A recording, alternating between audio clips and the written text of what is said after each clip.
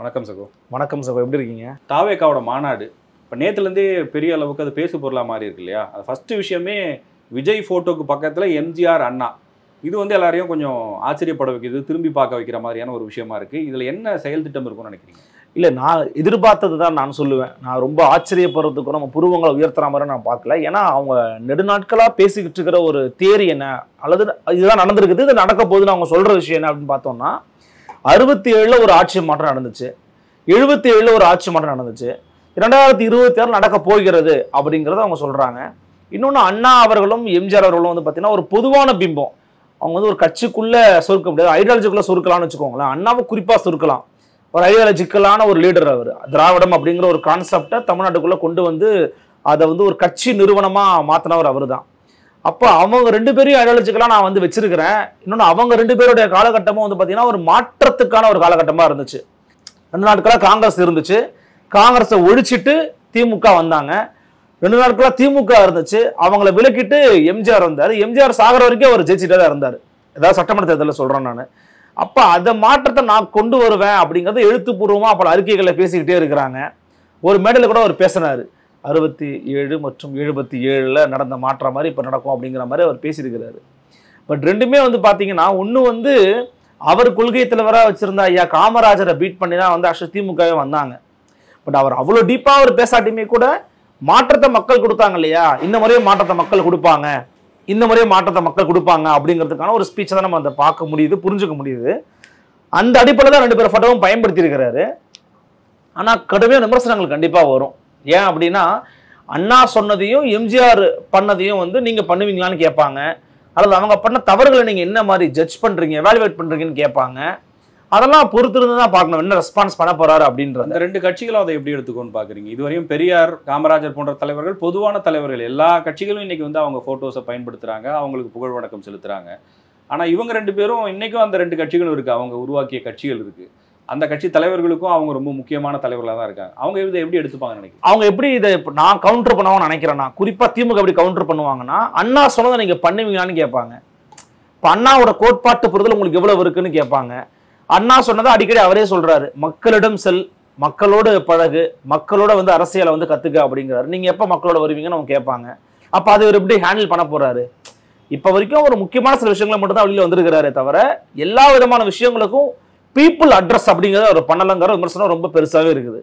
அப்ப அதை எப்படி ஹேண்டில் பண்ண போறாருங்கிறத பார்க்கணும். எம்ஜிஆர் அவர்கள் எடுத்துக்கிட்டோம் அப்படின்னா, எம்ஜிஆர் வந்து ஒரு மக்கள் போற்றும் தலைவராகத்தான் இருந்தார், அதுல ஒன்றும் மாற்றுக்கிறது இல்லை. ஆனா அவருடைய காலகட்டத்தில் நிறைய தவறுகள், நிறைய கொஞ்சம் பிற்போக்குத்தனமான விவகாரங்களாம் அவர் கையில் எடுத்தாரு தான். நம்ம வந்து ஒளிவு மறைவு இல்லாமல் பேசணும்னா அதை சொல்லிதான் ஆகணும். குறிப்பா பொருளாதார அடிப்படை இடஒதுக்கீடை கொண்டு வந்த காலகட்டத்தை வந்து பார்த்தீங்கன்னா எம்ஜிஆரோட பங்களிப்பு ரொம்ப ஜாஸ்தி. அப்புறமா அதுல ஏற்பட்ட படுதொழிவின் காரணமாக பின்வாங்கிக்கிட்டார் ஐயா எம்ஜிஆர். அதன் பிறகு மீனவர்களுக்கு எதிரான சில அடக்குமுறைகள், பட்டியலின மக்களுக்கு எதிரான அடக்குமுறைகள், சென்னையில் நடந்த விவகாரங்களா இருக்கட்டும், இதெல்லாம் வந்து ஒரு காலகட்டத்தில் நடந்துச்சுதான், நம்ம மறுக்க முடியாது. குறிப்பா எமர்ஜென்சி காலகட்டத்தில் கருணாநிதி எதிர்த்தாரு, இவர் வந்து எதிர்க்கல அப்படிங்கிறத நம்ம பார்க்கிறோம். அப்ப எம்ஜிஆர் மீது பல விமர்சனங்களும் இருக்குது. அதெல்லாம் இவங்க எப்படி வந்து பதில் கொடுக்க போறாங்க அப்படிங்கிறது தெரியல. அப்ப இவங்க பொதுவா வந்து ஒரு நட்சத்திர அந்தஸ்துக்காக இவங்களை பயன்படுத்துறாங்க அப்படிங்கிற ஒரு விமர்சனம் வரும். ஆனா அவர் திரும்பியும் சொல்றேன், அவர் மேல வைக்கிற விமர்சனங்களோ அல்லது வந்து கேள்விகளோ இருக்கு பாத்தீங்களா, இன்டலெக்சுவல் தளத்தை வந்து போய் கேட்பாங்க, அல்லது உங்களை போன்ற பத்திரிகையாளர்கள் கேட்பீங்க, அரசியல் விமர்சகர்கள் கேட்பாங்க, நம்ம போன்ற ஆட்கள்லாம் பேசுவோம். காமன் மேன் அதை கேட்கவே மாட்டேங்கிறான். அவருக்கு இருக்கிற மிகப்பெரிய அதிர்ஷ்டமோ நல்வாய்ப்போ நம்ம பார்க்கறது என்னன்னா, ஒரு லக்கியஸ்ட் பர்சன் இந்த டைம்ல, ஒரு லக்கியான ஒரு ஆள். அவர் சரியான நேரம், சரியான ஒரு மக்கள் கூட்டம் இருக்குது, இந்த டைமை கேப்சர் பண்ணணும்னு நினைச்சு உள்ள வந்திருக்கிறாரு. அதனால கேள்வி இல்லை, நீங்க 1000 கேளு, நான் பார்த்துக்கிறேன், என்னுடைய மக்களுக்கு என்ன விருப்பம் இருக்குன்னு எனக்கு தெரியும் அப்படின்னு அவர் பண்றாரு. இது ஒரு ஆசிட் டெஸ்ட் ஆக்சுவலி. ஏன்னா இது வரைக்கும் தமிழ்நாட்டில் இந்த மாதிரி யாரும் பண்ணதே கிடையாது. அவர் வந்து ஒரு ஒரு ஒரு ஒரு ஒரு ஒரு ரகசியமான ஒரு மனிதராக இருக்கிறார். அதை உடைச்சிட்டு வெளியில வரணும், அவரு வருவாராங்கிறது தெரியல. ஆனா இதுவே எடுபடும் அவர் நம்புறாருல்ல, அது வந்து எடுபடுமா நம்ம ரிசல்ட்ல பார்த்தா தான் தெரியும். பட் எம்ஜிஆரையும் அண்ணாவையும் யூஸ் பண்ணது ஒரு நல்ல மூவ் தான், வைஸ் மூவ் அது. பட் அதை ஹேண்டில் பண்ண தெரியணும் அவங்களுக்கு, அதை வந்து ஜஸ்டிஃபை பண்ண தெரியணும். அதை பண்ணுவாங்களாங்கிறது தெரியல. இப்போ மாநாட்டுக்குள்ள அதிகாரப்பூர்வமாக அவங்க வைக்கிற கட் அவுட்டுகளை பற்றி பேசணும். மாநாட்டு தேர்தலுக்கு வெளியில் கட்சியினுடைய 2ஆம் கட்ட தலைவர்கள் இல்லை 2ஆம் கட்ட நிர்வாகிகள் வைக்கிற பேனரில் விஜயகாந்த், அஜித் மாதிரியான படங்களை பயன்படுத்துறாங்க. அஜித்தும் வந்து அரசியலுக்கு அப்பாற்பட்டவர், நான் அறிக்கையெல்லாம் வெளியிட்டிருக்காரு. விஜயகாந்த் தரப்புனா சமீபத்தில் பிரேமலதா சொல்றாங்க, விஜயகாந்தோடைய போட்டோவை வேற எந்த கட்சியும் பயன்படுத்தக்கூடாது, அப்படி வேணும்னா மானசீக குருவா ஏத்துக்கிட்டேன்னு அறிவிச்சிருங்கன்னு சொல்றாங்க. இப்படியான சூழல்ல இந்த விஜயகாந்தோட ஒரு கம்பாரிசன் இருக்குல்ல விஜய்க்கு, அதை எப்படி பாக்குறீங்க? இல்ல, நீங்க கரெக்டா சொன்னீங்க. அவங்க வந்து ரொம்ப நுணுக்கமா செயல்படுறாங்க. விஜயகாந்தோடைய புகைப்படத்தை வந்து உள்ளுக்குள்ள பயன்படுத்தல, வெளியில மற்ற இடங்களை வந்து இரண்டாம் கட்ட நிர்வாகிகள் பயன்படுத்துறாங்க. இப்போ பிரேமலதா விஜயகாந்த் அவர்களை பொறுத்த வரைக்கும் விஜயகாந்த் அப்படிங்கிறவர் தேமுதிகவோட ஐக்கானா அவங்க பாக்குறாங்க. ஆனா விஜயினுடைய கெரியர்ல, அவருடைய சினிமா கேரியர்ல வந்து உதவி பண்ணவரே வந்து பார்த்தீங்கன்னா விஜயகாந்த் அவர்கள் தான். அது எல்லாருக்குமே தெரியும். விஜயகாந்துக்கும் விஜய்க்குமான தொடர்பு என்னங்கிறது தெரியும். அப்ப அதன் காரணமாக விஜயகாந்த் மேல இன்னைக்கு வந்து ஒரு என்ன உணர்வு இருக்குன்னா, நல்ல மனுஷன், பேசாம ஓட்டு போட்டுருக்கலாமோ அப்படிங்கிற ஒரு தாட்டை அவர் மறைவுக்கு பிறகு உருவாயிருக்குது இல்லையா? அந்த உருவாயிருக்கிற உணர்வை தான் இப்போ தேமுதிக வந்து அறுவடை பண்ணணும். நான் தப்பான மீனிங்ல சொல்லல, அவங்க அதை இப்ப பயன்படுத்தி ஆகணும் தேர்தலுக்காக.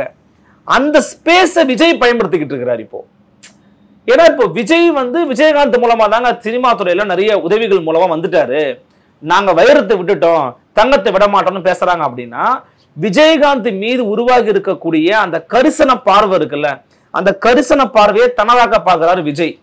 இது ஒரு பொலிட்டிக்கல் மூவ் தான், இதை நம்ம வந்து தடுக்கவே முடியாது. இன்னொன்னு அது பண்றது சரியான்னு கேட்டீங்கன்னா சரிதான், எல்லாருமே தான் அதை பண்ணுவாங்க. இப்ப பிரேமலதா விஜயகாந்த் அவர்கள் ஜெயலலிதா மாதிரி ஒரு போஸ்ட் போட்டு ஒரு போஸ்ட் வந்து நீங்க பாத்தீங்களா? ஜெயலலிதாவை நீங்க ஏன் பயன்படுத்துறீங்க? அப்ப ஜெயலலிதாவை ஒரு மானசீக குருவா நீங்க ஏத்துக்கிட்டீங்கன்னு சொல்லிட்டு நீங்க பயன்படுத்துங்க. இதே அம்மையார் ஜெயலலிதாவை தான் மிக கடுமையா விமர்சனம் பண்ணவர் ஐயா விஜயகாந்த். விஜய் உங்களுடைய கணவர், தேமுதிகவின் தலைவர், அவர் அம்மையார் ஜெயலலிதா விமர்சனம் பண்ணாங்க. நீங்க பக்கத்துல அம்மையார் ஜெயலலிதாவோட இருக்கிற மாதிரி போஸ்டர்ஸ் வெளியில விடுறாங்க, நீங்க அனுமதி கொடுத்து வெளியே விடுறாங்கன்னு நான் சொல்லல. நீங்க அதை மறுங்க. நாங்கெல்லாம் அம்மையார் ஜெயலலிதாவோடலாம் என்னெல்லாம் கம்பேர் பண்ணாதீங்கன்னு சொல்லுங்க. புரட்சி அந்நியாருன்னு நீங்க போட்டுக்கிறீங்க, புரட்சி தலைவன் தான் அம்மையார் ஜெயலலிதா போட்டிருந்தாங்க. அப்ப கிட்டத்தட்ட அவங்களுக்கு நீங்க ஈக்குவலா நீங்க போறீங்க அப்படின்னா உங்க தலைவர் இன்னொருத்தர் கேப்சர் தான் பண்ணுவாரு. இன்னொன்னு இதெல்லாம் இவ்வளவு பிளான் பண்ணி விஜய் பண்ணிருக்க வாய்ப்பு கிடையாதுன்னு வச்சுக்கோங்களேன். அவங்கள பொறுத்த வரைக்குங்க விஜயகாந்தா நாங்க எடுத்துக்கிருவோம், பெரியாரா எடுத்துக்கிருவோம், அண்ணாவா எடுத்துக்கிருவோம், எம்ஜிஆரா எடுத்துக்கிருவோம், எல்லாரையும் நாங்க எடுத்துக்கிறோம்னு அவங்களுடைய பாதையே ரொம்ப தனியா இருக்குது. யாரெல்லாம் நீங்க தலைவர்னு சொல்லி அவங்கள அவங்க எடுத்துக்கிறாங்க. ஆனா அவங்கள பத்திலாம் விமர்சனங்களோ அல்லது வந்து கருத்துக்களோ வந்தா அதை அவங்க பொருட்படுத்துறதே கிடையாது. இருக்கட்டுங்க, பரவாயில்லங்க, ஆனா நாங்க லீடரா எடுத்துக்கிறோங்க அப்படிங்கிறாங்க. அது வந்து நல்லதாகவும் முடியலாம், தீமையாகவும் முடியலாங்க. எல்லாத்துலயுமே நல்லதை பார்க்கறது நல்லதுதான். ஆனா அது நல்லதா இல்லைன்னு தெரியாம பார்க்கறது ரொம்ப தீது. அது அவங்கள்ட்ட இருக்கான்னு தெரியல. ஸோ விஜயகாந்தை எடுக்கிற மூவ் வந்து ஒரு நல்ல மூவ் தான். அது நல்ல மூவ் தான், பொலிட்டிக்கலா அது பண்ணணும்ன்ற நான் அதை பண்ணணும். ஏன்னா அதுக்கு அவர் தேவைப்படுதுங்கிற இன்னொன்னு கனெக்ஷன்ல இருக்கிறாங்க ரெண்டு பேரும், விஜயகாந்தும். மதுரை மண்ணு, அதனால அவங்க பயன்படுத்துறதுங்கிறது தவிர்க்க முடியாது. ஆனா இது இவ்வளவு அக்ரஸிவா அவங்க எதிர்க்க வேண்டிய அவசியம் இல்லை. குருவா ஏத்துக்கிட்டனா இல்லைன்னா வைக்காத அப்படின்னா அது என்ன அர்த்தம்? அது அப்போ விஜயகாந்த தேமுதிகவுக்குள்ள நீங்க சுருக்குறீங்கன்னு தானே அர்த்தம். விஜயகாந்தை நீங்க தேமுதிகவுக்குள்ள சுருக்குறீங்கன்னு அர்த்தம். இன்னொன்னு பயப்படுறாங்க. இன்னொன்னு விஜயால நம்மளுடைய வாக்கு வங்கி எல்லாம் அடிபடுது. விஜயகாந்த் பக்கம் இருந்தவங்க எல்லாம் ஓகே, இன்னைக்கு கட்சி வந்து கொஞ்சம் கலகலத்து போயிருக்குது, அப்ப நம்ம விஜய் பக்கமே போயிடலான்ற ஒரு எண்ணத்துக்கு நிறைய இளைஞர்கள் வந்திருக்கிறாங்க. அப்ப அதை நோக்கி நகர்றதை தடுப்பதற்கான தேவையும் தேமுதிகவுக்கு இருக்குது. அதனால அவங்க குரல் அவங்க எடுக்கிறாங்க. அஜித்தோட பேனர்ஸ் வைக்கிறதுக்கான காரணங்கிறது ஒரு ஈக்குவலைஸ் பண்றது, இன்னொன்று ஒரு எதிர்ப்பு தன்மையை குறைக்கிறது. நாங்கள் ஒன்றும் அஜித்துக்கு எதிரானவங்களாம் கிடையாது அப்படின்னு நீங்க சொல்லும்போது அஜித்தோட ஃபேன்ஸை கூட அவங்க வந்து கொஞ்சம் காம்ப்ரமைஸ் பண்ணலாம். அஜித்தோட ஃபேன் நானு, பட் விஜயோட கட்சியில் இருக்கிறேன் அப்படின்னு சொல்லும்போது பார்க்கும்போது ஓகே. நீங்க கூட என்கிட்ட பேசும்போது சொல்லியிருந்தீங்க, கடைசியா விஜய் நடிச்ச ஒரு திரைப்படத்துல கூட வந்து பாத்தீங்கன்னா, திரைப்படத்துல பேர் மறந்துட்டேன், கோட். அந்த திரைப்படத்துல ஒரு வசனம் கூட வைக்கிறாரு இல்லையா, நான் யாருடைய ரசிகன் சொல்லும்போது தலை அப்படின்னு சொல்ற மாதிரி ஒரு காட்சி அமைப்பு உருவாக்குறாரு. அப்போ எதிர்ப்பு தன்மையை கொஞ்சம் நீர்த்து போக செய்யறாரு, டைல்யூட் பண்றாரு. நம்ம எல்லாம் சண்டை எல்லாம் போட்டுக்க வேணா, டைல்யூட் பண்றாரு. அது பொலிட்டிக்கலா நமக்கு வந்து அறுவடையாகவும் நம்புறாரு. அதை அவர் செய்யட்டும், செய்யறது நல்லதுதான் நினைக்கிறேன் நான். அது ஒன்றும் தப்பு இல்லை. ஓட்டுக்காக எல்லாரும் இவ்வளவு வேலைகள் பண்றாங்க. இதன் மூலமா பண்ணணும்னு விரும்புறாரு. மேபி பண்ணட்டும், சக்சஸ் ஆதான்னு பார்க்கலாம். அவர் என்ன பேச போறாருன்ற எதிர்பார்ப்பு இருக்கு இல்லையா? அவர் திமுக எதிர்ப்பை கண்டிப்பா பேசுவாருன்னு யாரை கேட்டாலும் சொல்லிடுவாங்க. அதே நேரத்தில் பாஜக எதிர்ப்பை எந்த அளவுக்கு பேச போறாரு, அவரை எதிர்க்கிற மற்ற கட்சிகள், இப்போ சீமான் வந்து சில இடங்கள்ல அவர் கிரிட்டிசைஸ் பண்றாரு, வேல்முருகன் அவரை மிக கடுமையாக அந்த கல்வி விருதுகள் பற்றி பேசினார், அதுக்கும் அவர் நேரடியாக பதில் சொல்லலை.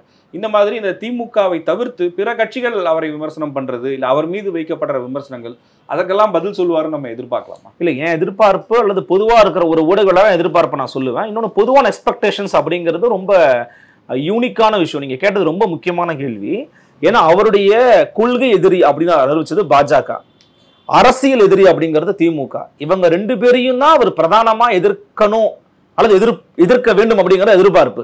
அதுலயும் குறிப்பா அவர் கொள்கை எதிரியை கண்டிப்பா விமர்சிக்கணும். ஏன்னா கடந்த இப்போ கட்சி ஆரம்பிச்சதுல இருந்து பிறகு அவர் பிஜேபி எடுத்து சில அறிக்கைகள் விட்டிருந்தாலுமே கூட கடந்த சில நாட்களாக நடந்து கொண்டிருக்கக்கூடிய சம்பவங்கள்லாம் ரொம்ப உக்கிரமானதா இருக்குது.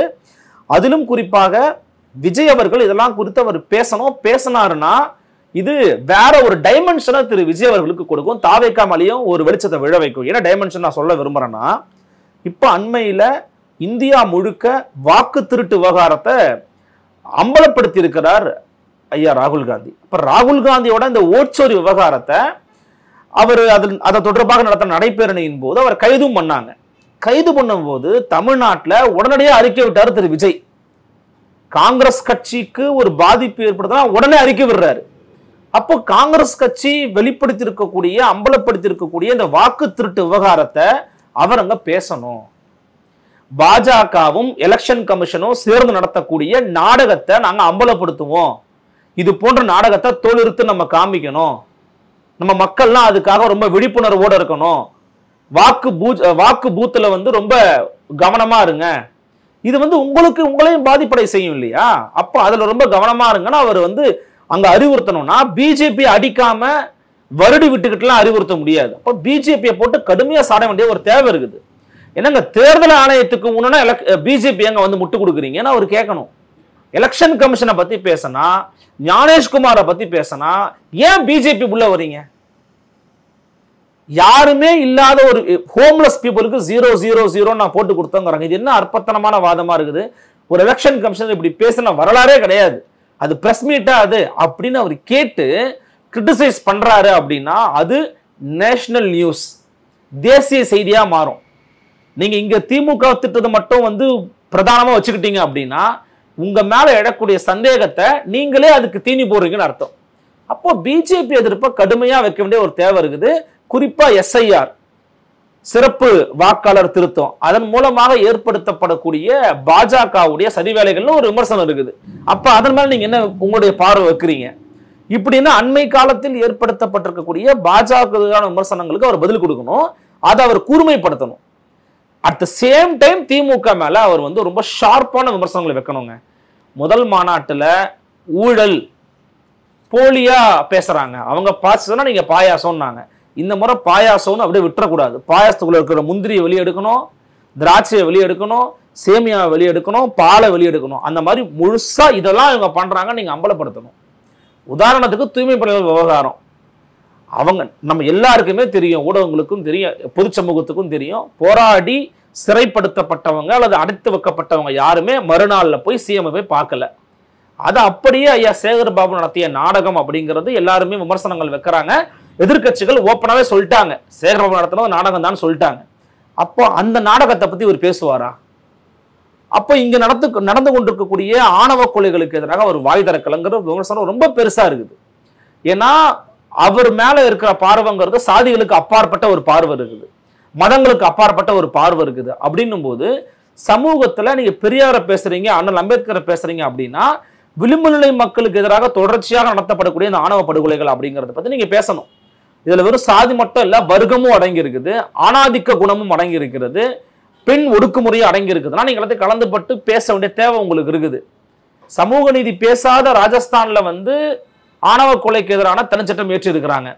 தமிழ்நாட்டை சமூக நீதி பேசுறோம், திராவிட மாடல்னு பேசுறோம், பெரியார் மண்ணுன்னு பேசுறோம். அப்படின்னா ஏன் இதை நீங்க பண்ணாம இருக்கிறீங்க அப்படின்னு ஒரு திமுகவை அம்பலப்படுத்தணும், திமுகவை நெருக்கடிக்கு உள்ளாக்கணும். அப்படி பேசினாரு அப்படின்னா அது பிளாஷ் நியூஸ்ங்க.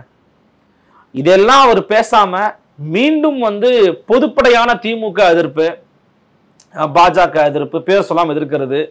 குறிப்பா அவர் எனக்கு கிடைச்ச செய்தி என்னன்னா, திரு சீமான் விமர்சனம் பண்ணுவார், மறைமுகமாவோ நேரடியாகவோ பண்ணுவார். ஏன்னா பெரியார் எதிர்ப்பு அவர் அண்மை காலமா தொடர்ச்சி எடுத்தார். பெரியாரோட மொழி விவகாரங்கள்ல, பெரியாரோட இன வரையறை தொடர்பான விவகாரங்களை பெரியாரோட நான் அந்நியப்படுறேன், நான் இப்பதான் படிக்கிறேன், பெரியார் ரொம்ப தப்பா பேசியிருக்கிறாரு, மொழியை வந்து காட்டு விலங்காண்டி மொழின்னு சொல்றாரு, அன்னைக்கே பெருந்துத்தனார் எதிர்த்தாரு, இன்னைக்கு நான் எதிர்க்கிறேன்னு அவர் பேசுறத இவர் எப்படி பாக்குறாரு? இல்ல இன்னொன்னு சீமான் சொல்லியிருந்தாரு இல்லையா, ஒண்ணு இந்த பக்கம் இல்ல அந்த பக்கம் திராவிடமா தமிழ் தேசியமா, இந்த விஷயத்துக்கும் விஜய் இதுவரையும் பதில் சொல்லவே அவர் பதில் சொல்லுவார். ஒன்னு சொல்றேன், இன்னொன்னு இது வந்து வெறும் மேல்மட்ட அளவுல மட்டுமே இருக்கிறது இல்ல, கீழ்மட்ட அளவுல இருக்கிற தொண்டர்கள் மத்தியில கூட ஏன் தலைவர் பேசவே மாட்டேங்கிறாரு, ஏன் பதில் சொல்லவே மாட்டேங்கிறாரு? சில பேர் சொல்லலாம் என் தலைவர் எதுக்கும் பதிலே பேச மாட்டாருங்க, அவர் வந்து டிஎம்கே வெர்சஸ் டிவிகே அப்படிங்கறத செட் பண்றதுக்காக தான் வேலை பார்க்கறாருன்னு சொல்லலாம். இருந்தாலும் இப்ப சீமான் போன்ற விவகாரங்கள் மட்டுமல்ல, அதிமுகவோட ஒரு போயிருவாரு, அதிமுக பிஜேபி டிசம்பர்ல கழட்டி விட்டுருவாங்க, இவர் உள்ள வந்துருவாரு, வேற மாதிரி ஆக போகுதுங்க சம்பவம் இப்படின்னு பேசுறது இருக்குல்ல, இதுக்கு நீங்க ஏன் முற்றுப்புள்ளி வைக்காம இருக்கிறீங்க? மக்கள் விரும்பும் முதல்வர் வேட்பாளர் விஜய்னு அறிவிச்சிட்டீங்க, அதுதான் உங்கள் வெற்றி பெறனின் முழக்கமாக இருக்கிறது. அப்ப இதுக்கு நீங்க முற்றுப்புள்ளி வச்சதான் அவன் நோக்கி அவன் நடைய போடுவான். அதெல்லாம் ஒரு வெற்று கூச்சல் தம்பி, எதை பத்தியும் கண்டுக்காத. திமுகவுக்கும் தாவேகாவுக்கும் இடையே தான் 2026 போட்டி, நம்ம தனிச்சுதான் போட்டியிட போறோம் அப்படின்னு நீங்க வெளிப்படையா அறிவிச்சு ஒரு விஷயத்த நீங்க ப்ரொபகண்டா பண்ணீங்கன்னா அது வந்து உங்க தொண்டர்களுக்கு ரசிகர்களுக்கு வந்து ஒரு தெளிவை கொடுக்கும். அவங்களுக்கு மட்டும் இல்ல, பொது சமூகத்துக்கு ஒரு தெளிவை கொடுத்துரும். இவர் இப்படிதான் பயணப்பட போறாரா, ஓகே, அடுத்தது எல்லாரும் ஈஸியா புரிஞ்சுக்க முடியும் என்ன பண்ண போறாங்க, என்ன ஆகும் அப்படிங்கிறது புரிஞ்சுக்க முடியும். ஒரு பிம்பம் இருக்குது, இவர் தனிச்சு நின்னாருன்னா அது கண்டிப்பா திமுகவோட வெற்றிக்கு வழிகோலும்ன்ற ஒரு எண்ணம் இருக்கு. அது நடக்கமாட்டதான் தெரியாது. மேபி ஒரு தனிச்சு நின்னாலுமே கூட அதிமுக பாஜக அலையன்ஸுக்கு அல்லது கூட அங்க போய் யாராவது சேர்ந்தாங்கன்னா ஆன்டி இன்கம்பன்சி அதிகமா இருக்கிற காரணத்தினால இவர் ஓரளவு நட்சத்திர அந்தஸ்துக்கான ஒரு வாக்குகளை பெற்றாலும் அதிமுக பிஜேபி கூட நெருக்கடியை உருவாக்க வாய்ப்பு இருக்கு. அப்ப நம்ம யாரையுமே குறைச்சு மதிப்பிட முடியாது, அண்டர் எஸ்டிமேட் பண்ண முடியாது. 2026 தேர்தலுங்கிறது அதனாலதான் ரொம்ப ரொம்ப ஒரு கியூரியாசிட்டி நிறைந்த தேர்தலா இருக்க போகுது. அப்போ விஜய் வந்து தன் ஸ்டாண்ட அறிவிக்கணுங்கிற எதிர்பார்ப்பு இருக்குங்க. என்னுடைய நிலைப்பாடு இதுதான், என் கட்சி நிலைப்பாடு இதான் பண்ண போறேன். கூட்டணிக்கு அவர் கடை விரிச்சார், யாருமே வரல. அப்ப அந்த ஸ்டாண்ட்ல இன்னைக்கு என்ன மாற்றம் ஏற்பட்டிருக்கு? இவங்களா வருவாங்க பொறுத்துருங்கன்னு சொல்ல போறாரா, இவங்க யாரும் வராட்டியும் பரவாயில்ல நாம தனிச்சே களம் காண போறோம், 2020 நம்மதுதான் அப்படின்னு பேச போறாரா அப்படிங்கிறத அவர் சொல்லணும். ஏன்னா விசிகா எதிர்க்க ஆரம்பிச்சிட்டாங்க, நாம் தமிழர் கட்சி எதிர்க்க ஆரம்பிச்சிட்டாங்க. இவங்க ரெண்டு பேரும் நிச்சயமா இவங்களோட போய் சேர மாட்டாங்கிறது உறுதியாயிருச்சு. இன்னைக்கு தேதியில நிச்சயமா அங்க போக போறது கிடையாது, அந்த கூட்டணி உடையாது, திரு சீமானவங்களும் அங்க போய் சேர மாட்டாருங்கிறது உறுதியாயிருச்சு. 8 மாசம் இருந்தாலுமே கூட நான் சொல்றேன், இதுக்கு மேலாம் சுமூகமான உறவுலாம் ஏற்படாது. அது ஒரு டைம் லிமிட் இருக்கு, அது முடிஞ்சு போச்சு. கிட்டத்தட்ட ஒரு ஓராண்டாவது இருக்கணும், இப்ப அதுவும் இல்லை. இவர் 50 வேட்பாளர் அறிவிச்சிட்டாரு, சோ வாய்ப்பே கிடையாது. அப்ப விஜய் கூட இந்த நேரத்துல யாரும் போற மாதிரி இல்லை. அப்ப தனிச்சுதான் நின்னாரு அப்படின்னா என்ன ஆகுங்கிறத நம்ம பார்க்கணும். அப்ப அந்த முடிவை நீங்க அறிவிக்கணும்ன்ற, நீங்க தனிச்ச கூட நில்லுங்க, அந்த முடிவை அறிவிச்சிருங்கன்ற. அறிவிச்சா அது இன்னும் கொஞ்சம் நல்லா இருக்கும். அல்லது சில பேர் நான் பேசும்போது சொன்னாங்க, சில சமயம் நீங்க உங்க ரகசியங்களை வெளிப்படுத்தக்கூடாது, உங்க கார்டை வெளியில காமிக்காதீங்க. ஓகே, கார்டை வெளியில காமிக்க தேவையில்ல, பட் டாக்கை கிரியேட் பண்ற மாதிரியான ஸ்டேட்மெண்ட்ஸை நீங்க பேச முடியும். இதை சொல்லியிருக்கிறதுக்கு என்ன அர்த்தம் தெரியலையே. திமுகவை வீழ்த்த எல்லா வேலையும் நம்ம பார்ப்போம், திமுக வீழ்த்தவருக்கான வேலைகளை தாவேகா சரியா செய்யும் அப்படின்னா எல்லாரும் குழம்பிடுவாங்க. ஓகே, இப்போ ஏதோ ஒன்று பண்ண போறாருப்பா, அடுத்த கட்டத்தை நோக்கி நகருவான், பேசுவான். இப்போ மெயின் எனிமி யாருங்கிறத இது பண்ணிட்டாரு. அந்த மாதிரி ஏதாவது இருக்குமா? அவர் லாஸ்ட் மாநாட்டில் பேசும்போது பொலிட்டிக்கல் பாம்னு சொல்லி கூட்டணி ஆட்சியை பற்றி பேசினாரு, அதுக்கு பெரிய அளவுக்கு பலன் கிடைக்கல, எந்த கட்சியும் நீங்க சொன்ன மாதிரி வரல. இப்போ இந்த ஸ்பீச்சில் வெறுமனே ரியாக்ஷன்ஸ் மட்டும், அவர் மேலே இருக்கிற விமர்சனங்கள் குற்றச்சாட்டுகளுக்கு பதிலடி மட்டும் இருக்குமா? அவர் ஒரு நரேட்டிவை செட் பண்ணணும்ல, இந்த மாநாட்டின் மூலமா ஒரு மெசேஜ் தொண்டர்களுக்கு கொடுத்து அனுப்பணும், அப்போதான் அது 2026 வரை நிற்கும். அப்படியான ஒரு விஷயம் இருக்கும்னு பாக்குறீங்களா? அப்படி இருந்தா அது என்னவா இருக்க வாய்ப்பு இருக்கு? ஏதோ 2-3 விஷயத்துக்குள்ள ஏதோ ஒண்ணா தானே இருக்கணும். எக்ஸாக்ட்லி, நீங்க சொன்ன மாதிரி இந்த மாநாட்டுடைய நோக்கம் என்ன? இப்ப நான் ஒரு மாநாட்டுக்கு போறேங்க, ஒரு கட்சி ஒரு மாநாடு போடுது, அந்த மாநாட்டுக்கு ஒரு தலைப்பு வைக்கிறாங்க, சமூக நீதியை காக்கும் மாநாடுன்னு வைக்கிறாங்கன்னா அதை பத்தி பேசுவாங்க, எனக்கு ஒரு நோக்கம் கிடைக்கும். ரிசர்வேஷன் தான் இப்படிதான் இருக்குது, இவங்களுக்குலாம் இவ்வளவு பர்சன்டேஜ் போகுதுன்னு நான் ஒரு விஷயத்தை உள்வாங்கிட்டு வெளியில போவேன். இப்ப இந்த மாநாட்டுக்கு நோக்கம் என்ன? வெற்றி பேரணியில் தமிழ்நாடு, விஜய் தான் அவங்க முதல்வர் வேட்பாளருங்கிறத அவங்க நோக்கமாவே சொல்றாங்க. ஆனா அது நோக்கமா இருக்க முடியாது. அப்ப நீங்க நோக்கத்தை வெளியில தான் போடல, உள்ளே அவர் பேசணும். இப்ப விஜய் அவர்கள் உள்ளுக்குள்ள நீங்க சொல்ற மாதிரி எக்ஸாக்ட்லி ட்ரூ, உள்ளுக்குள்ள ஒரு விஷயத்தை அவர் கொடுத்து அனுப்பணும். பா, நான் இதை சொல்லியிருக்கேன், அதை வாங்கிக்க, இதை போய் நீ அமல்படுத்து. அப்ப அதை என்ன சொல்ல போறாருங்கிற எதிர்பார்ப்புக்கு என்ன பொறுத்தவரைக்கும் நான் என்ன சொல்றேன்னா, he should deliver his stand. அவருடைய ஸ்டாண்ட் என்னங்கிறத வெளிப்படையா சொல்லிடணும். 2026 தனிச்சு போக போறோமா, கூட்டணியோட போக போறோமா அப்படிங்கிற ஸ்டாண்ட சொல்லிடணும். இது வரைக்கும் வெளிப்படையா அவங்க பேசினாங்களா? வெளிப்படையா எதுவுமே சொல்லல. ஏன் தலைமையில தான் கூட்டணின்றாங்க. இன்னை வரைக்கும் அதுக்கு சாத்தியமே கிடையாது. யாருமே இல்லை இங்க. அப்போ இன்னொன்னு அதிமுக மீதான விமர்சன பார்வை வைக்கணும். அதிமுக கிரிட்டிசைஸ் பண்ணுங்க. இப்போ துணை குடியரசுத் தலைவரா வந்து சிபிஆரா அவங்க வந்து நிப்பாட்டி இருக்கிறாங்க. இந்த பக்கம் வந்து இன்னொருத்தர நிப்பாட்டி இருக்கிறாங்க. இதுல நீங்க எதுவும் ஒரு ரோலே கிடையாது. ஆனா இதுல வந்து பிஜேபி ஒரு அரசியல் செய்கிறது. சவுத் இந்தியாவை குறி வைக்கிறாங்க பாத்தீங்களா? ஒரு தமிழரை நீங்க நிறுத்திட்டீங்கன்னா நாங்கெல்லாம் ஆதரிச்சிருவோமா அப்படின்னு ஒரு ஸ்டாண்டர்டுங்க. அப்போ ஓகே, விஜய் வித்தியாசமா பண்றாருப்பா, அவருக்கு இதெல்லாம் தொடர்ந்து வாட்ச் பண்றாருப்பா அப்படிங்கிறது தெரியும். நீங்க பேசுறதை வச்சுதான் உங்களுக்கு என்னெல்லாம் தெரியுங்கிறது எனக்கு தெரியும். நீங்க திரும்ப திரும்ப திமுக அப்புறம் உங்க கொள்கை தலைவர்கள் பத்தி பேசுறது இதே நீங்க ஸ்டாப் பண்ணிட்டீங்கன்னா அது வந்து ஒரு புஸ்வானதை கொண்டு வந்து வச்சு நான் வெடிக்கும்னு பார்த்துக்கிட்டு இருக்கும்போது அது புஷ்ன்னு ஆயிடுச்சுன்னு வச்சுக்கோங்களேன். அது மிகப்பெரிய செட்பேக் ஆகிடும் விஜய்க்கு. எவ்வளவு கோடிங்க பாத்தீங்களா இல்லையா? அவ்வளவு கோடி, அவ்வளவு பிரம்மாண்டம். இதெல்லாம் வந்து பல ஆண்டுகளா கட்சி நடத்தி பண்ணிக்கிட்டு இருக்கிறவங்களே பண்ண முடியல. பட் உங்கள்கிட்ட ஒரு வலிமை இருக்கு, நீங்க பண்றீங்க, ரைட்டு. பட் அதை நேர்த்தியா கொண்டு போகணும். ரொம்ப நாளைக்கு ஒன்று சொல்றேன் ஜெயச்சந்திரன், நீங்க வந்து அவரை நோக்கி சாதாரண காமன் மேனுக்கு எக்ஸ்பெக்டேஷனே இல்லை. விஜய் வந்தா ஓட்டு போடுவாங்கிறான். அது உண்மைதான். அவர் என்ன பண்ண போறாரு, எந்த எதிர்பார்ப்பும் இல்லை. ஆனா அது ஆபத்தானது. நீங்க அந்த எதிர்பார்ப்பு இல்லாதவனை, ஏ பொலிட்டிக்கலா இருக்கிறவனை பொலிட்டிசைஸ் பண்ண வேண்டியது விஜயோட கடமை, விஜயோட பொறுப்பு. அதை அவர் செய்யணுங்கிறார், தவறக்கூடாது. அதை நீங்க வாய்ப்பா பயன்படுத்தக்கூடாது. அதுக்கு முதல்ல அவர் பொலிட்டிசைஸ் ஆகணும். ஆமா, அவர் பொலிட்டிசைஸ் ஆகணும். இன்னொன்னு, நீங்க இந்த வாய்ப்பா பயன்படுத்தக்கூடாதுன்ற அவன் விரும்பவே இல்லை. அவனுக்கு எதுக்கு நீங்க நினைக்க கூடாது. ஒருத்தன் பசிச்சா சோறு கேட்க மாட்டான், நீ சோறு போடணும். ஏன்னா அவனுக்கு பசிக்குதுன்னே சொல்ல தெரியல.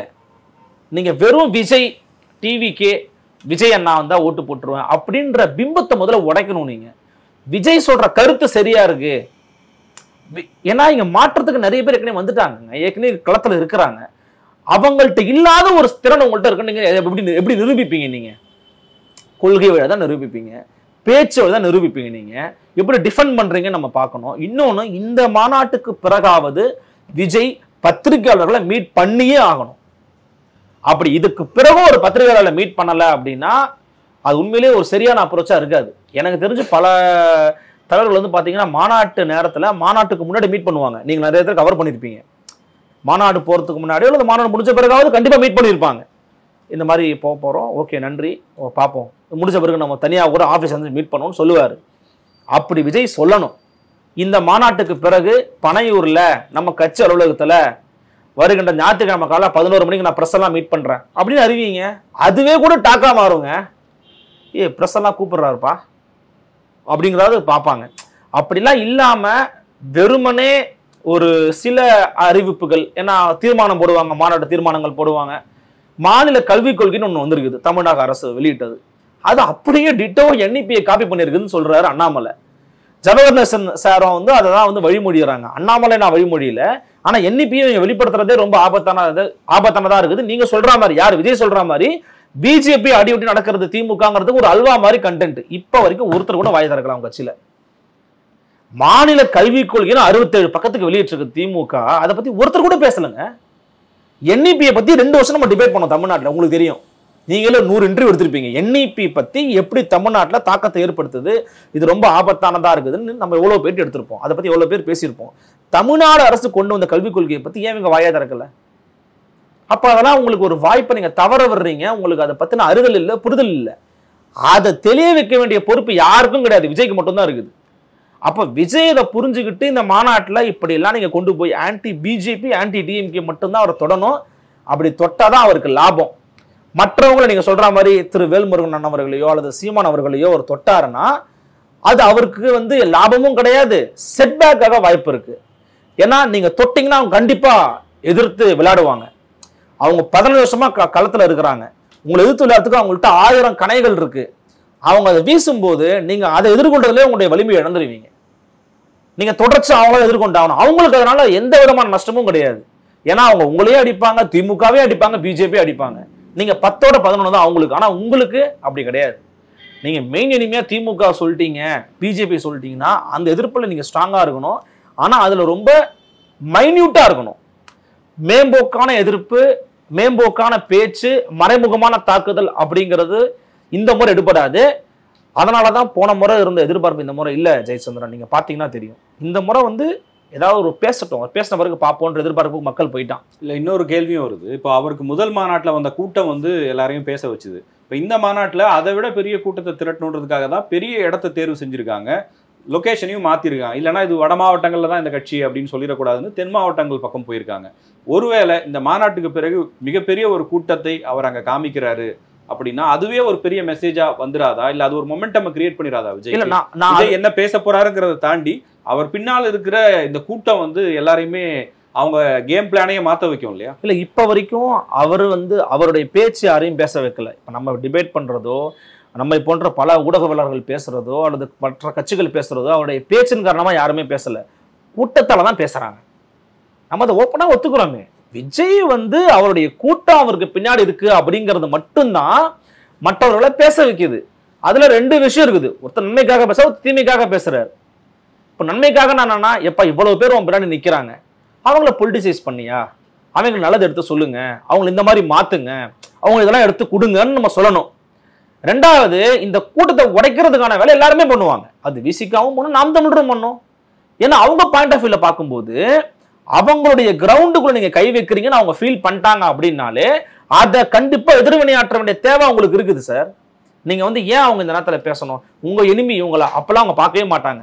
என் எனிமியா நீ இல்லாம இருக்கலாம், பட் என் சோத்துல நீ கை வைக்கல, என் இடத்துல நீ வந்து விளையாட பிளே பண்ற, என் கிரவுண்டுக்குள்ள நீ வர அப்படின்னா நான் எதிர்வினையாற்ற நான் வருவேன். அது அவங்க நிச்சயமா அதை பண்ணுவாங்க. அண்மையில திருமாவளவன் கொடுத்த ஒரு பேட்டில கூட பாருங்க, நெறியாளர் ஒரு கேள்வி கேட்கிறாரு. பட்டியலான மக்கள் நிறைய பேர் அந்த கூட்டத்துக்கு வந்தாங்கன்னு சொல்லும்போது ஸ்டாப் பண்றாரு. ஸ்டாப் பண்ணுங்க சார், கொஸ்டினை கேட்காதீங்க. இது என்னது இது? இந்த மாதிரி நீங்க வந்து மலினமா பேசுறீங்க. இந்த சொசைட்டில இருக்கிறவங்கலாம் அங்கதான் போறாங்கன்றதை நீங்க என்ன எதை வச்சு ஜட்ஜ் பண்றீங்க, என்ன எவாலுவேட் பண்ணீங்க, நீங்க உங்கள்கிட்ட என்ன ஆதாரம் இருக்குன்னு அவர் கேட்கிறாரு. அந்த மாதிரி என் கூட இருக்கவன் போக மாட்டான் அப்படின்னு சொல்றாருல, சினிமா கவர்ச்சி மூலமா அவன் போயிடுவான் நீங்க எப்படி சொல்றீங்கன்ற வார்த்தையை அவர் பயன்படுத்துறாரு. அப்ப அவருடைய மதிப்பீடு மட்டுமல்ல, பொதுவான மதிப்பீடு அப்படிங்கிறது விஜய் வந்து ஒரு டாப் ஸ்டாருங்க. He is the super star of Tamil cinema. அதுல மாற்றுக்கிறதே கிடையாது. He is the super star of Tamil cinema. அவரை பார்க்கறதுக்கு எல்லாருக்குமே பிடிக்கும். என் வீட்லயும் பிடிக்கும், உங்க வீட்லயும் பிடிக்கும், எல்லார் வீட்லயுமே விஜயை பார்க்கணும், ஒரு தடவை பார்க்கணுன்றது பிடிக்கும். அந்த கூட்டத்தை ஓட்டா மாற்ற வேண்டிய தேவை விஜய்க்கு இருக்காது. எல்லாம் ஓட்டா மாறும் நானுமே சொல்ல மாட்டேன், ஓட்டா மாறாது. இல்ல, அந்த இடத்துல ஒரு கேள்வி வருது. இந்த கூட்டம் அப்படின்றது இப்போ ஏதோ போற போக்குல அங்க வந்து திரண்டுல, அவர் ஒரு இடத்த தீர்மானிச்சு இங்க கூட்டம்னு சொல்றாரு. அந்த பக்கத்தூர்ல இருக்கிறவங்க வரலாம், திமுக காரங்களா வரலாம், அதிமுக காரங்க கூட வந்து பார்ப்பாங்க என்னன்னு சொல்லி. ஆனா தமிழ்நாடு முழுக்க இருந்து ஒரு பெரும் கூட்டம் வேற ஒரு பணமோ இல்ல மற்ற விஷயங்கள்லாம் இல்லாம அங்க போய் திரண்டு ஒரு 2 மணி நேரம் 3 மணி நேரம் இல்ல ஒரு நாள் முழுக்க நிக்குது அப்படின்னா அந்த கூட்டம் அவங்க வீட்டு பக்கத்துல இருக்க பூத்துல போய் ஓட்டு போடாதுன்னு நம்ம எப்படி சொல்லிடுவோம்? இல்ல, ஓட்டு போடுன்றதுக்கான ஆதாரம் நம்மள்ட்ட இல்ல. ஏன்னா கமலஹாசன் சொல்றாரு, நம்ம கமலஹாசன் ஒரு ஆசிட் டெஸ்டா எடுத்துப்போமே, அவர் சொல்றாரு, நான் இப்பதான் புரிஞ்சுக்கிறேன் ரசிகர்கள் எல்லாம் வாக்காளர்களா மாற மாட்டாங்க, நான் புரிஞ்சுக்கிறேன் அப்படிங்கிறாரு. இப்ப இந்த ரசிகர்கள் எல்லாரும் வந்திருக்கிறாங்க, இந்த ஒட்டுமொத்த ரசிகர்களும் ஓட்டு போட்டுருவாங்கன்றதுக்கு என்ன நம்மள்ட்ட என்ன ப்ரூஃப் இருக்கு? நான் போட மாட்டாங்க நான் சொல்லல, போடுவாங்கிறதுக்கு உண்டு என்ன ஆதாரம் இருக்கு? அப்ப நான் என்ன கேட்கறேன்னா, அவன் போடுறான் போடாது. ரெண்டாவது, நீங்க அவனை எப்படி யூஸ் பண்றீங்க? வெறும் உங்களை பார்த்தா கொஞ்சுவதற்கும் கூப்பாடு போடுவதற்கும் ரசிப்பதற்கும் நீங்க பயன்படுத்திட்டீங்க அப்படின்னா நீங்க ரொம்ப ஆபத்தான ஆளா மாறிடுவீங்க. ஃபியூச்சர்ல உங்களை அறியாமலே மாறிடுவீங்க. நான் இப்ப விஜய் ஆபத்தான ஆள் நான் சொல்லல, அவர் அறியாமலே மாறிடுவார். அவரு நம்ம பார்த்தா அவ்வளவு பேர் கை தட்டுறாலும் அது போதும்னு நினைச்சிருவார். அப்படி நீங்க பண்ணவே கூடாது. அவனை நீங்க மெச்சூர்டா மாத்தணும், அவனை நீங்க வந்து பொலிட்டிக்கலா அவனை வந்து திங்க் பண்ண வைக்கணும், அதற்கான வேலைகளை நீங்க பார்க்கணும். உங்களை பார்த்தாலே போதும், நீங்க வந்தாலே போதும், எல்லாமே நடந்துரும், நீங்க தான் வந்து ஆபத் பாந்தவன், நீங்க தான் ரட்சகர்னு நம்புறதுங்கிறது ரொம்ப ஆபத்தான அறிகுறிங்க. அப்படி யாரும் திருமாவை பார்க்கல, அப்படி யாரும் சீமானை பார்க்கல, அப்படி யாரும் மற்றவங்களையும் பார்க்கல, ரட்சகர்னு யாரும் பார்க்கல. பேசுறது சரியா இருக்கு, இந்த கொள்கை பிடிச்சிருக்குன்னு போறான், அது கம்மியோ கூடியோ அவன் அதுக்காக போறான். அந்த கொடுத்தா நீங்க அதை மாத்தணும்ன்ற உங்களுக்கு நல்ல வாய்ப்பு இருக்கு. லக்கியான பர்சனா தான் முன்னாடியே சொன்னேன். உங்களுக்கு ஒரு பெரிய கூட்டம் பின்னாடி இருக்குல்ல, அதை நீங்க எப்படி யூஸ் பண்ண போறீங்க, எப்படி அறுவடை பண்ண போறீங்க, எப்படி அதை வாக்கா மாத்த போறீங்க, அவங்களை எப்படி வாக்காளர்களா சிந்திக்க வைக்க போறீங்கிறதா அவர்கிட்ட இருக்குது. அதை தான் இந்த மாநாட்டில் அவர் அதெல்லாம் பேசிட்டாரு, அப்படியான சிந்தனைகளோட அவர் வெளிப்படுத்திட்டாருன்னா இந்த கூட்டம் இன்னும் அதிகமாகும்ன்ற. அப்படி இல்லைன்னா இந்த கூட்டம் கம்மியாகவே வாய்ப்பு இருக்கு. திரும்ப எல்லாருமே கூட்டத்தை வச்சே பேசிக்கிட்டு இருக்கிறாங்க. கூட்டம் எல்லாமே ஓட்டா மாறுன்றதுக்கான ஆதாரம் யார்கிட்டையும் கிடையாது. பக்கத்துல நமக்கு பெரிய எக்ஸாம்பிள் வந்து நான் கம்பேர் பண்ணி எடுத்துக்க வேணாம், சிரஞ்சீவிக்கு 18% ஓட்டு வந்துச்சுங்க ஃபர்ஸ்ட் எலெக்ஷன்ல. இன்னும் கொஞ்ச நேரம் கட்சி நடத்திருந்தாருன்னா மேபி அவர் ஆயிருக்கலாம். பட் அப்புறமா என்ன ஆச்சு, காங்கிரஸ்லேயே போய் ஜாயின் பண்ணிட்டாரு. காரணம் அவர்கிட்ட ஒரு ஸ்ட்ராங்கான ஐடியாலஜியே கிடையாது. சிரஞ்சீவி ஐடியாலஜி கேட்டு பாருங்க, ஒண்ணுமே கிடையாது. சிரஞ்சீவியை பிடிக்கும் ஓட்டு போட்டான்னா ஸ்ட்ராங் ஐடியாலஜி அவர்கிட்ட இல்ல. சோ தோத்து போச்சு. இன்னொன்னு அவரும் அதை பத்தி பெருசா பேசுறதும் கிடையாது. அப்ப இந்த மாதிரியான படிப்பினைகள், வரலாற்று படிப்பினைகள் விஜய்க்கு இருக்குது. அப்ப அதை அவர் பார்த்து அதை வந்து திருத்திக்கணும்னு நம்ம நினைக்கிறோம். அண்ணாவையும் எம்ஜிஆரையும் அவர் போட்டிருக்கிறாரு.